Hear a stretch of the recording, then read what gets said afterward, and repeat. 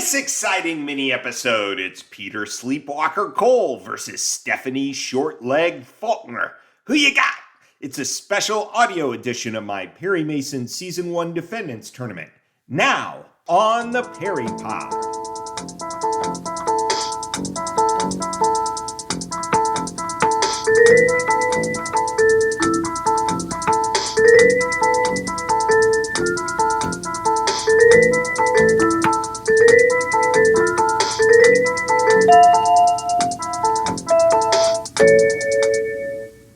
Welcome, everyone. I'm your humble host, Jonathan Searcy. Before we move on to Season 4 of Perry Mason, I thought I'd finish out our Season 1 Defendants tournament. The setup, I'd put all 40 of Season 1's Defendants into a bracket. They're facing off against each other for the crown of Season 1 champion. My criteria, pretty simple. 1, was the defendant memorable? 2, was the defendant the most compelling guest star in the case? 3, did Perry respect the defendant? And number 4, do we have any other history with this actor or actress who portrayed the defendant? You'll see how it works soon enough. I'm not ranking the episodes. My fave Season 1 episode, The Case of the Screaming Woman, but it only has a so-so defendant, Leona Walsh. I don't really care for The Case of the Fiery Fingers, but Nora Mae Quincy made it into the second round. In this mini episode, Peter Cole, he's lost a wife and may lose a lot of money when that wife goes in with his business partner. Will he wake up married to his true love or behind bars? Stephanie Falkner, she's lost a father to a gangster and a fiancé to used cars and a long-legged model. Will she make a trade-in for the fiancé's father? Let's see who comes out on top.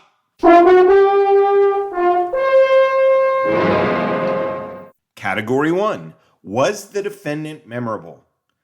Peter Cole has quite an opening scene. We see him in his grown-up PJs walking around his house with a knife. Uh-oh. It's going to kill Doris, me. be quiet. Uncle Pete, wake up. Edna? You were walking in your sleep again, Uncle Pete. No, he's faking. He tried to kill me. Peter's wife certainly won't forget it. Neither will we. Stephanie Falkner has a few memorable scenes. Her dazed, wordless scene with Perry and Trag as a keeper. That comedic episode with Junior Garvin and congratulating him on his marriage while Perry plays chaperone. It's kind of fun. And that scene in court where Garvin Sr. confesses his love for Stephanie from the stand. I looked forward to having her as a member of the family. And when it turned out that my son married someone else in such a hurry, I suddenly realized... I realized that I wanted her to have every protection. Advantage? Push.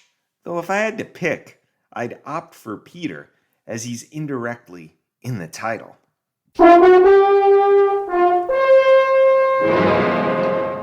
Category 2.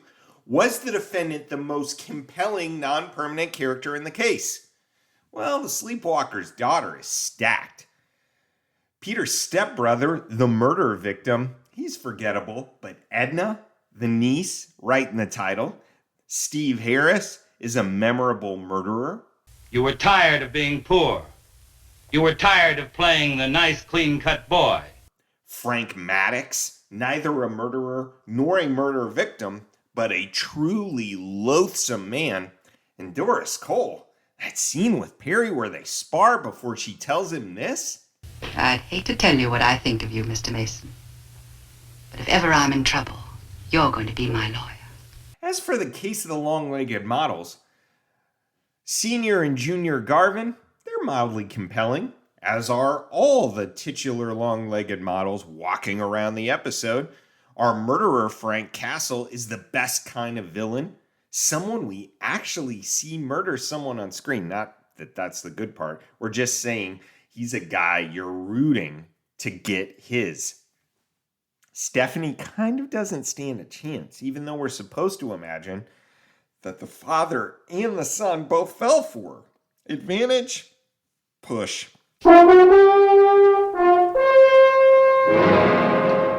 Category 3. Does Perry respect the defendant? Perry goes to the airport with Peter and Elaine to see them off on their honeymoon, and Della even gives the couple her blessing. Salute, Peter. I can't thank you enough, Mason. Beautiful. Just have a wonderful time. You two deserve it. Stephanie Falkner doesn't show up in the final scene of the Case of the Long-Legged Models. She has good reason. She's getting hitched to Papa Garvin. I'm surprised Junior Garvin and wife weren't there as witnesses. Perry gets the cash from Papa Garvin, but he's less worried about Stephanie than how to fend off Garvin Jr.'s hard sale technique. Advantage, Peter. Perry essentially gives Peter's bride away to him. And then, category 4. Do we have a prior history with the actor or actress? John McNamara shows up in one more Perry episode, The Case of the Posthumous Painter. And Peggy McKay, a.k.a. Stephanie Falkner, also appears in one more episode, The Case of the Skeleton's Closet. Advantage? Push. Final verdict. Peter wins this matchup by the slimmest of margins. Stephanie, may you find peace with your new father figure / husband, Garvin Jr. And Peter, your prize is some sleepwalking-free nights of rest next to your new wife, emotional healing for your niece before she ends up on a Lifetime movie titled, I Was Engaged to a Killer. As for the rest of you, may you keep on walking that Park Avenue beat.